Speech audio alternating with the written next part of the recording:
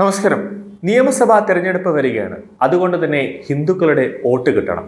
അതുകൊണ്ട് തന്നെ ഹിന്ദുക്കളെ ഒന്നും പിണക്കാതിരിക്കാൻ വേണ്ടിയുള്ള ഒരു നീക്കം സർക്കാരും ദേവസ്വം ബോർഡും ഇപ്പോൾ എടുത്തിരിക്കുകയാണ്.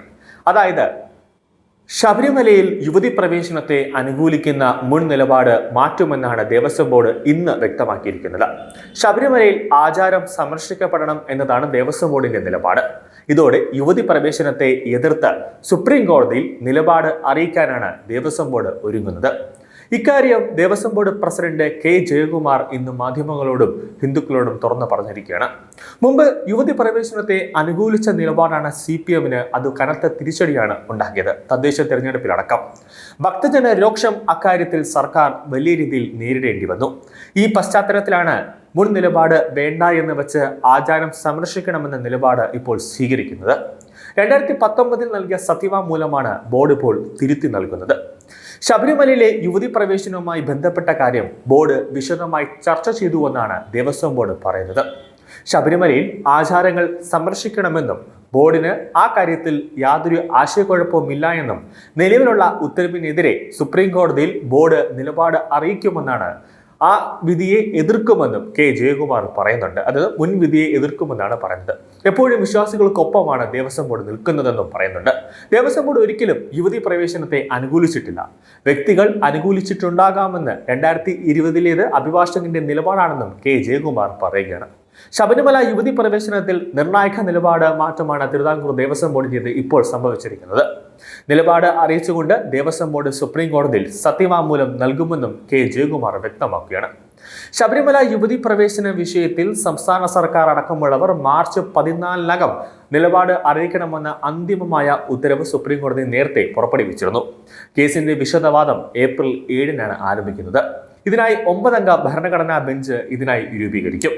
അംഗങ്ങളെ ചീഫ് ജസ്റ്റിസാണ് തീരുമാനിക്കുക. കക്ഷികൾ നിലപാട് എഴുതി നൽകണം. വാദത്തിന് ഏപ്രിൽ 22 വരെ സമയപരിധി നിശ്ചയിച്ചു.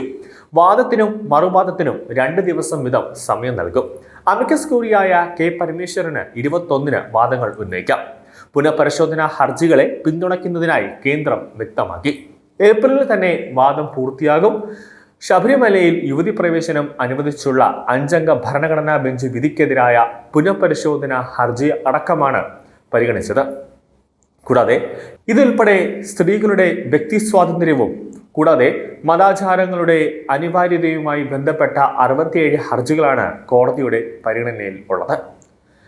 ഇതര മതസ്ഥനെ വിവാഹം ചെയ്യുന്ന പാഴ്സി സ്ത്രീയുടെ ആരാധനാ അവകാശം, ദാവൂദി ബോറ വിഭാഗക്കാർ പെൺകുട്ടികളുടെ ജനേന്ദ്രിയത്തിൽ മാറ്റം വരുത്തുന്ന രീതി, മസ്ജിദുകളിൽ സ്ത്രീ പ്രവേശനം എന്നിവ സംബന്ധിച്ച കേസുകളിലെ നിയമപ്രശ്നവുമായി ബന്ധപ്പെട്ട ഹർജികളും കോടതി പരിഗണിക്കും എന്നാണ് അറിയാൻ കഴിയുന്നത്.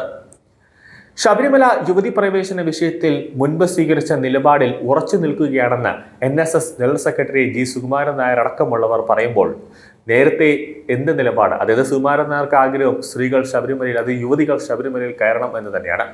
LDF സർക്കാർ പഴയ ആചാരങ്ങൾ തുടരാൻ തീരുമാനിച്ചു. പഴയ സാഹചര്യത്തിന് അനുകൂലമായ നിലപാട് സർക്കാർ ഇനിയും തുടരുമെന്നാണ് പ്രതീക്ഷ. തെരഞ്ഞെടുപ്പ് രാഷ്ട്രീയവുമായി ഇക്കാര്യം കൂട്ടിക്കുഴയ്ക്കുന്നില്ല എന്നും ശബരിമല വിഷയത്തിൽ സർക്കാർ ഉറപ്പൊന്നും നൽകിയിട്ടില്ല എന്നൊക്കെയാണ് സുകുമാരൻ നായർ പറയുന്നത്. കാരണം സുകുമാരൻ നായരെ കുടിച്ച വള്ളത്തിൽ വിശ്വസിക്കാൻ പറ്റില്ല. ഭരണഘടനയുടെ അനുച്ഛേദം 25 മതസ്വാതന്ത്ര്യം എന്നതാകും കേസിൽ സുപ്രീം കോടതി വ്യക്തമാക്കുക. അനുച്ഛേദം 25 പറയുന്ന വ്യക്തി അവകാശങ്ങളും അനുച്ഛേദം 26 പറയുന്ന പ്രത്യേക വിശ്വാസ സമൂഹങ്ങളുടെ അവകാശവും തമ്മിലുള്ള പരസ്പര ബന്ധം, മതത്തിലെ പ്രത്യേക വിശ്വാസ സമൂഹങ്ങളുടെ അവകാശങ്ങൾ, സമത്വമടക്കം വിഭാവനം ചെയ്യുന്ന ഭരണഘടനയുടെ പാർട്ട് 3 വിധേയമാണോ?